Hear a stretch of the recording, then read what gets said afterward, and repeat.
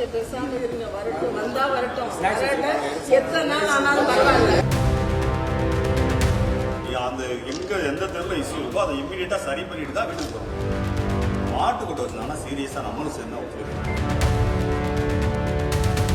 Recommend போறாங்க. மாடை பிடிச்சா ரெக்கமெண்ட் போறாங்க. மாடை பிடிச்சு நான் ரெக்கமெண்டுக்கு போனேன்னா இது வரைக்கும் போனேன்னா இன்னைக்கு ஒண்ணும் இல்ல, என் பேர்ல என்ன இருக்கு எல்லாத்தையும் நான் உங்களுக்கு எழுதி தரேன், அவ்வளவுதான். எங்க பொறுப்பு மேயர் கேட்டுக்கிட்டாரு, இப்போ ஸ்பாட்டுக்கு அவரும் இங்க கூட வரேன் இருக்காரு. எங்க 45வது வார்டு கவுன்சிலர் தான் ஃபர்ஸ்ட் பிரச்சனை. அதுக்கப்புறம் எல்லாரோட பிரச்சனை இருக்கு, அதையும் மேயர் வச்சு நம்ம சாட் அவுட் பண்ணுவோம். ரெஸ்பான்ஸ் பண்ண மாட்டாங்க, ஒரு அதிகாரி கூட வரல, மரியாதை இல்ல.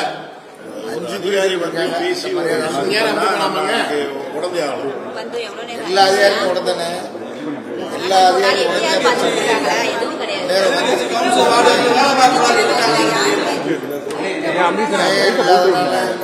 முதல் நாளே டெவலப்பா இருக்கு.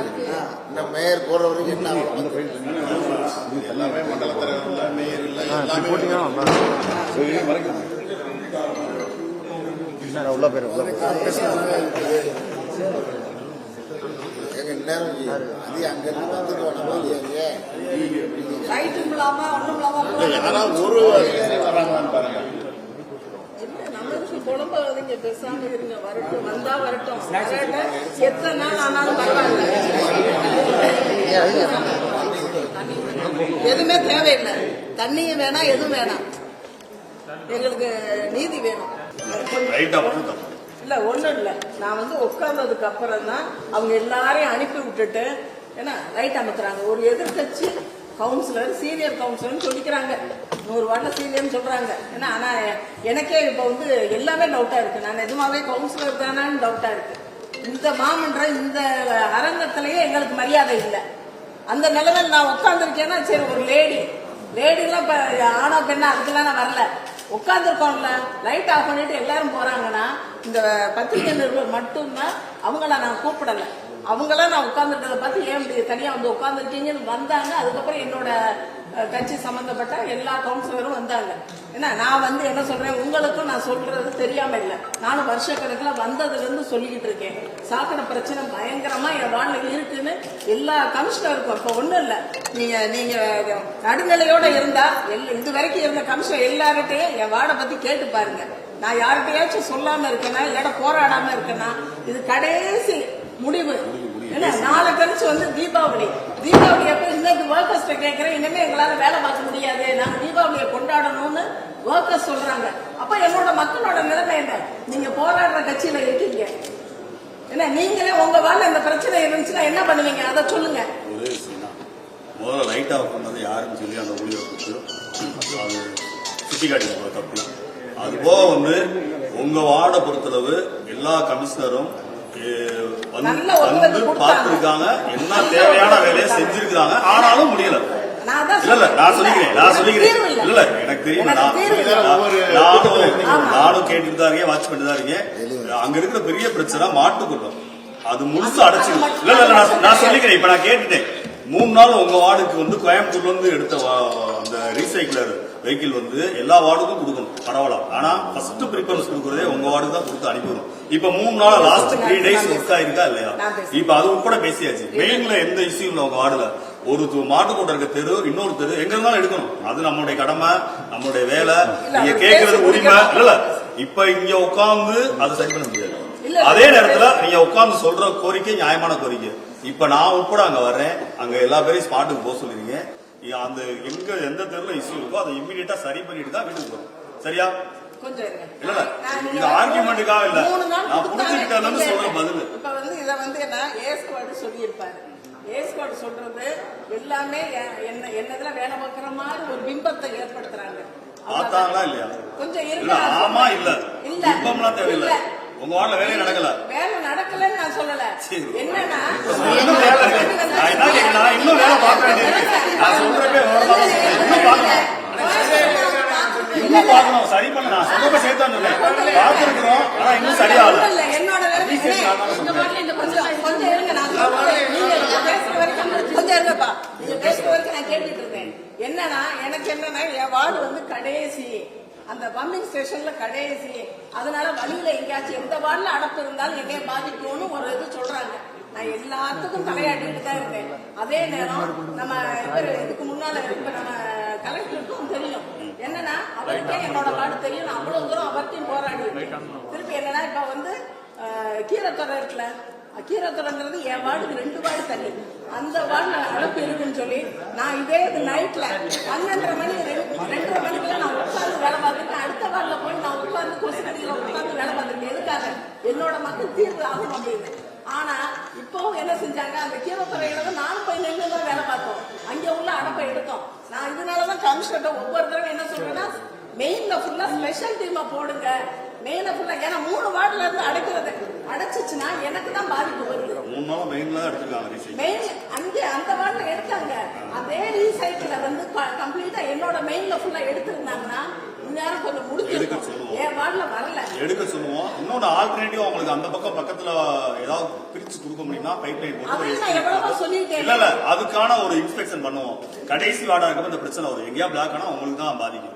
அந்த பக்கம் ஒரு பகுதியை பிரிச்சு விடுறதுக்கு வாய்ப்பு இருந்தா ஒரு எஸ்டிமேட் போட்டு செய்ய சொல்லுவோம். நேரா போய் இன்ஸ்பெக்ஷன் பண்ணி ஆல்டர்னேட்டிவ் நான் என்ன கேட்கிறேன்னா, வேலை பார்த்துட்டு தீரல அப்படின்னா மாற்று ஏற்பாடு பண்ணணும். நிரந்தர தீர்வு பண்ணணும்ல, அதுக்கான முயற்சி பண்ணணும். அதுக்கு என்ன அந்த ஐடியா சொல்லுங்க. நம்ம ஒண்ணு பம்பிங் ஸ்டேஷன் ஒரு தனியா போடணும். அது இல்ல லிப்ட் போடணும். போடலாம்ல, இடம் இருக்குல்ல, அதையும் நான் சொல்லிட்டேன். அதையும் பண்ணல. இப்ப எங்க ஏஎஸ் படி என்ன சொல்லுவாரு, திடீர்னு கமிஷனர் சொன்ன உடனே, மேடம் கொஞ்சம் உடனே ஆபீஸ்க்கு வரீங்களா, நம்ம ஒரு இது பிளான் பண்ணிடுவோம் அப்படின்பாரு. நான் அடிச்சு புடிச்சிட்டு உடனே எங்க இருந்தாலும் உடனே போவேன். போய் உட்காந்தவொன்னு ஒரு பேப்பர் எடுத்து இப்படி போடுவாங்க. போட்டு இங்க ஒண்ணு இது இப்படியே போட்டுடலாம், அப்படியே போட்டுடலாம். நான் அவர்கிட்ட பார்க்கும்போது கேட்பேன், பேப்பர்ல ஒண்ணு இந்த பேப்பர் வரைஞ்சு காமிச்சிங்களா, அது என்ன சார் ஆச்சு அப்படின்னு கேட்பேன். அதோட அவ்வளவுதான். அந்த நேரம் சொன்ன உடனே நான் என்ன சொல்றேன், இப்ப நான் உட்கார்ந்துருக்கேன்ல, நீங்க இப்ப சொல்றீங்கல்ல, இன்னைக்கு என்ன செய்வாங்க, இதோட வருவாங்க. வந்து நின்ன உடனே போட்டோ எடுக்கிறது குறைக்க சொல்லுங்க. வந்த உடனே இப்ப நீங்க வந்து நிக்கிறீங்கன்னா வர போட்டோ எடுத்துட்டு நீங்க என்ன செய்யறது, அதோட போயிடுறது. அவ்வளவுதான். வேலை பார்க்கறேன் அப்படி அப்படியே கலைஞ்சிடலாம். ஒண்ணும் இல்ல, ஸ்டார்டிங் போறோம், அங்க இருக்கிறாங்க எல்லாரும் அங்க போய் அந்த எந்த சந்துல லாக் ஆயிருக்கோ அதை எடுக்க சொல்லணும். மாட்டு கொட்ட வச்சிருந்தாங்கன்னா சீரியஸா நம்மளும் சேர்ந்து ஒத்துழைக்கலாம். நான் சொல்றேன் மாடு பிடிச்சு நான் ரெக்கமெண்டுக்கு போனேன்னா, இது வரைக்கும் போனேன்னா இன்னைக்கு ஒண்ணும் இல்ல, என் பேர்ல என்ன இருக்கு எல்லாத்தையும் நான் உங்களுக்கு எழுதி தரேன். அவ்வளவுதான். நான் அதுக்கெல்லாம் இது இல்ல. நான் என்ன சொல்றேன், என் வீட்டு மாடுன்னு சொன்னாலும் முடியுதுன்னு சொல்லுவேன். ஆனா மாட்டு கட்டம் பிரச்சனை இல்ல. சரி, அதுக்கான நிரந்தர தீர்வு ஏற்படுத்துற மாதிரி ஒரு ஐடியா பண்ணுவோம். ஒரு எஸ்டிமேட் போட்டு ப்ராப்பரா வேலை பார்க்க முடியும்.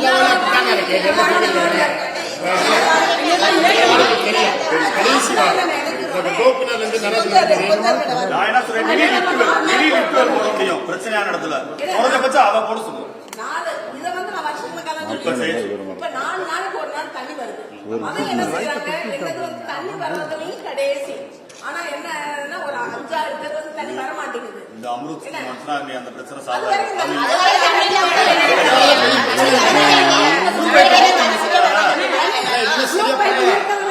மட்டமா வேலை பார்த்திருக்காங்க. எங்க பார்த்தாலும் லீக் ஓடிக்கிட்டே உடைக்கிறாங்களா, சரியா வந்து பண்றாங்க.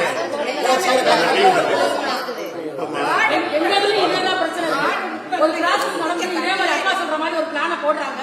போட்டதுக்கு அப்புறம் பாத்தீங்கன்னா ஏஐ மாத்திடுறாங்க. அடுத்து ஏஐ என்ன சார் ப்ராசஸ்ல இருக்கு, திருப்பி எங்களுக்கு அதை எப்ப செஞ்சு கொடுப்பீங்க பார்த்தா, அதுக்கப்புறம் ஒரு புதுசா ஒரு டீம் மாதிரி அதை ஏற்பாடு பண்ணி முடிச்சுட்டு அதுக்கப்புறம் நாங்க சொல்றோம் இப்படியே வரது எல்லா வேலை பிரச்சனை செய்யும். அது நிறைவேற்றி வேணும். எல்லாமே முதுப்பட்டு வகையை எடுத்து அனுப்பிட்டு அம்மாக்கி இது எல்லாருக்குமே தெரியும். நம்ம மாமல்லத்தை பதிவு பண்ணிருக்கோம், எல்லாம் பண்ணிருக்கோம். இன்ன வரைக்கும் ஒரு லிட்டர் வேலை பண்ணி மக்கள் நம்ம மேல என்ன பண்றாங்க எனக்கு கொஞ்சம் ஏமா இப்ப எங்க பொறுப்பு மேயர் வந்து கேட்டுக்கிட்டாரு. வந்து இப்ப ஸ்பாட்டுக்கு அவரும் இங்க கூட வரேன் இருக்காரு.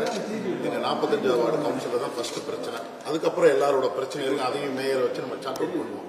இப்போதைக்கு மேயரோட பொறுப்பு மேயரோட தலைமையில போய் நம்ம கவுன்சிலரோட நாலேஜ் எல்லாமே அதிகாரிகள் உள்ள வந்துக்கிறாங்க. அவங்கெல்லாம் அவங்க ஒரு ஸ்டைல்ல போயிடுறாங்க. இவங்களுக்கு தான் தெரியும் எங்க அடைக்கும் எங்க பண்ணணும். இவங்களை வச்சு எந்த நாலேஜும் கேட்காம இவங்கெல்லாம் போய்க்கிறது. இவங்களாம் விளைவுதான் இன்னைக்கு. இவங்களுக்கு பல தடவை சொல்லியாச்சு. பண்ண மாட்டாங்க. அவங்களா பண்ணிருக்கோம். நாளைக்கு தண்ணி நினைச்சேன் எனக்கு புது ரோட்ல அது நான் பண்ண காமிக்கிறேன். தண்ணியெல்லாம் நிக்குது ஃபுல்லாமே முனங்கால தண்ணி நிக்குது புது ரோடு. கேட்டேன் அவர் பாட்டுக்கு எங்க இருக்கா யாரு போடுறானே தெரிய மாட்டேங்குது. இதே இது அந்த இடத்துல நம்ம ஸ்பாட்ல நம்மள வச்சு பண்ணி இருந்தா மக்கள் வந்து நம்மளதானே கேக்குறாங்க. வேற யாருக்கும் எங்களுக்கு நீங்க இருக்கிறீங்க சாக்கடை பிரச்சனை ஃபர்ஸ்ட் 45வது வார்டு இருக்கக்கூடிய சாக்கடை பிரச்சனையை இன்னைக்கு சார்ட் அவுட் பண்ணி முடிச்சிட்டாங்கன்னா எனக்கு இன்னைக்கு போராட்டம் முடிக்கலன்னா வீட்டு வாசல்ல நான் உட்காருவேன். சரி வாங்க வாங்க எங்க வார்டுலயும் சாக்கடையில நடக்கிறாங்க. வாங்க இப்படி நேரம் இப்படியே போகணும்.